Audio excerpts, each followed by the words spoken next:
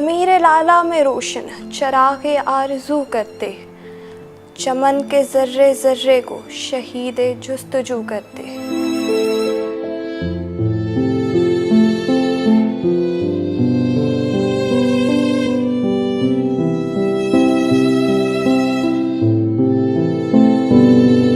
आज हम जानेंगे कुछ चीज़ें शहीद गुलजार साहब के बारे में जो उनकी ज़ौजा मोहतरमा शायद बयान भी नहीं कर सकती, क्योंकि 20 साल की उम्र में वो बेवा हो गई थी।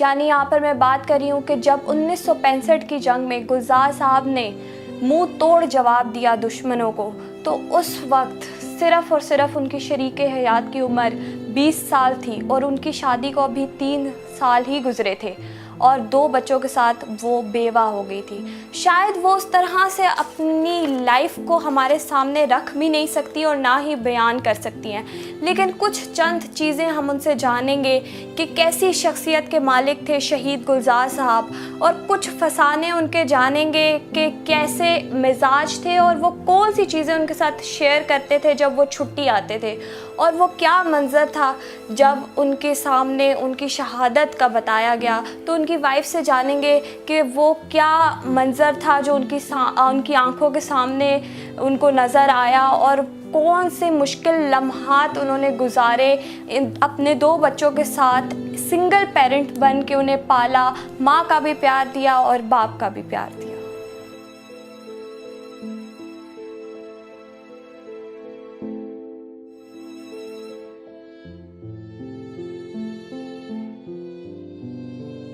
आ गई ना लाश से तार आ गई है, सब खुदाई जमा हो गई, ते माँ समझ नहीं लगी के हो गया तो के नहीं।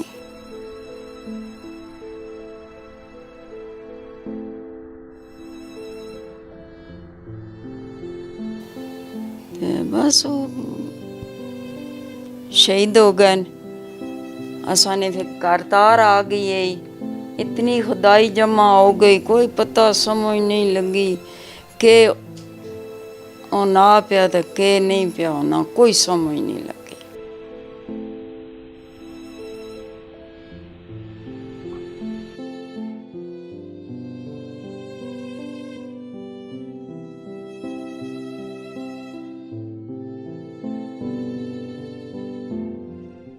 अस्सलाम वालेकुम नाज़रीन, आज हम मौजूद हैं पाकिस्तान के उस बहादुर सिपाही के घर जिसने 1965 की जंग में पाकिस्तान के लिए अपनी जान का नजराना पेश किया।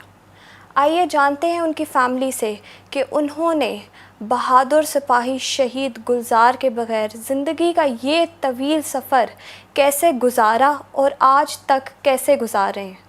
आज मेरे साथ प्रोग्राम में मौजूद हैं सिपाही शहीद गुलजार की शरीके हयात शहज़ादा बेगम और उनके बेटे खालिद महमूद साहब। अस्सलाम वालेकुम। आज मैं फ़ख्र महसूस कर रही हूँ आपसे बात करते हुए, क्योंकि आप उस बहादुर सिपाही की ज़ौजा मोहतरमा हैं, बाहिम्मत ज़ौजा मोहतरमा है जिसने 1965 की जंग में दुश्मनों को मुंह तोड़ जवाब दिया। मैं आपसे जानना चाहूँगी कि गुलजार साहब कैसी शख्सियत के मालिक थे। वो बहुत अच्छा भैना भरावां नाल सलूक करना, घरै चो कारोबारी, बहुत अच्छा बंदा आ। अच्छे राने सबा ना अच्छे राने, मैंड ना अच्छे, भैना भरावां ना अच्छे, सबा ना अच्छे राने। इन्हां दी बड़ी तबीयत खलाक जी गई, बिल्कुल ठीक ठाक राने सबा ना।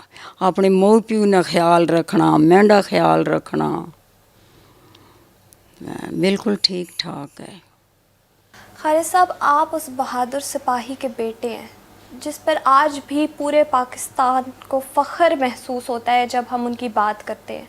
शायद आपकी वालिदा मोहतरमा उस तरह से अल्फाज को बयान नहीं कर सकती या अपनी कैफियत को नहीं बता सकती और हमारे सामने नहीं रख सकती जिस ज़िंदगी के हिस्से से वो गुज़र के आई हैं, लेकिन कुछ यादें जो आपकी वालिदा आपके साथ शेयर करती हों आपके वालिद के अकॉर्डिंग कि वो किस तरह की शख्सियत के मालिक थे और अपनी जॉब को लेकर वो किस तरह से चलते थे। बस मैं इस रहा कि ये खैर मेरी तो जिस तरह बताया 2 साल उस वक्त एज थी, तो इस तरह मुझे तो उनका याद नहीं है, لیکن جو باتیں ہم اپنی والدہ سے جو سنتے ہیں، اپنے دادا سے، اپنے چاچوں سے، پھوپھیوں سے سنتے آئے ہیں، کیونکہ وہ اپنے بہن بھائیوں میں سب سے بڑے تھے، تو بہت ہی یعنی کیئرنگ لیونگ پرسنالٹی کے مالک تھے. سب بہن بھائیوں کا خیال رکھنا، ہر یعنی موقع پہ، شادی غمی سب جگہوں پہ ان کا خیال رکھتے تھے. اس وجہ سب لوگ ابھی بھی ان سے بہت ہی زیادہ یعنی وہ پیار کرتے ہیں، اور اسی چیز کا ہے کہ ہمارے چاچے پھوپھیاں وہ یعنی اسی حساب سے دیکھتے ہیں، کہتے ہیں کہ یہ ہمارا بھائی کھڑا ہے.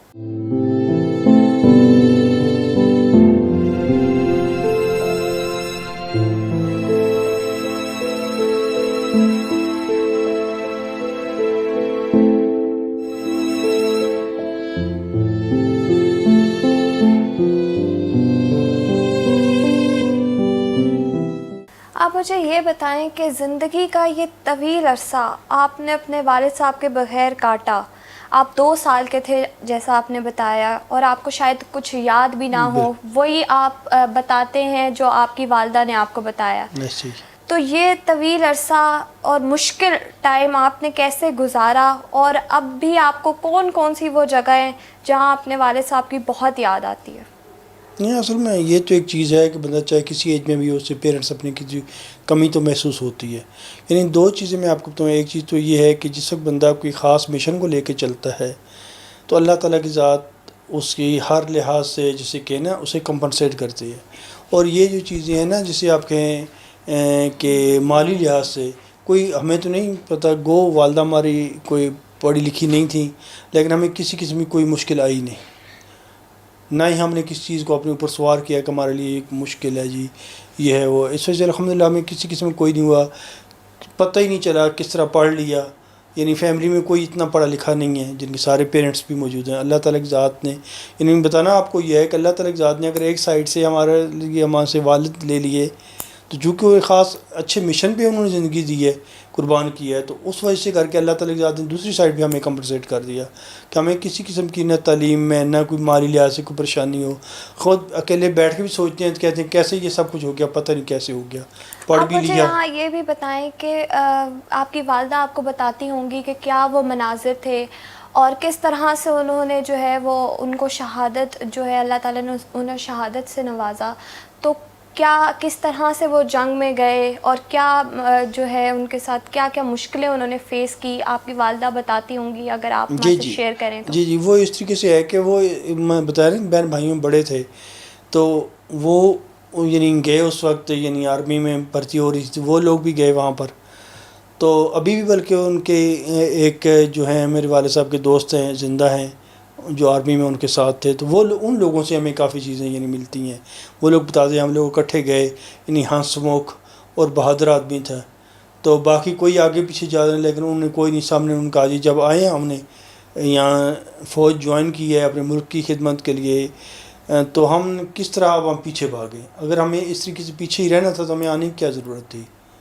تو اس طریقے سے وہ یعنی بتاتے ہیں، اور اس چیز کو ایسا نہیں انہوں نے لیا ہے جیسے کوئی سر پہ سوار، یعنی ایک مشن کے طور پہ کہ ہم اس مشن کے لیے آئے ہیں، ہم نے ملک کی خدمت کرنی ہے.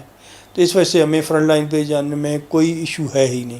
لہٰذا وہ گئے اور انہوں نے جام شہادت نوش کیا. اللہ تعالیٰ کی ذات نے ان کی قربانی کو قبول کیا.